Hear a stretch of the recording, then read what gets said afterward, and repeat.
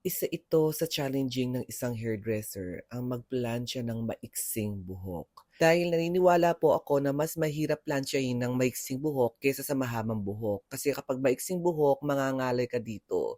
Mahihirapan kang mag-ipit at the same time, hindi mo alam kung mapapasok po yung kliyente. Kaya kailangan maingat kang magplantsa sa maiksing buhok. Lalo na kung ang kliyente ay may kausap lagi sa telepono at alam naman niya na nagpa-plantsa session na, tapos tayong mga hairdresser hindi po natin alam kung kailan po tayo lulusob sa pagpaplansya kasi nga iniingatan natin baka makintal ang kanyang anit-anitan lalo na ang kanyang tainga. Baka mapunye malisim ka pa sa kanya at hindi kanya bibigyan ng tipaklong. Kesa naman dito sa mahabang buhok, tahimik lang, walang ka-effort-effort at hindi ka talaga mangangalay kasi nakatayo ka lang ng steady dyan. Sa mixing buhok talagang meron pa yuko, may padiretso, may paupo. Kaya mas mahirap pa rin plansyahin ang maiksing buhok. And I thank you. At available na po pala yung lady natin sa Yellow Basket. Check out ka na.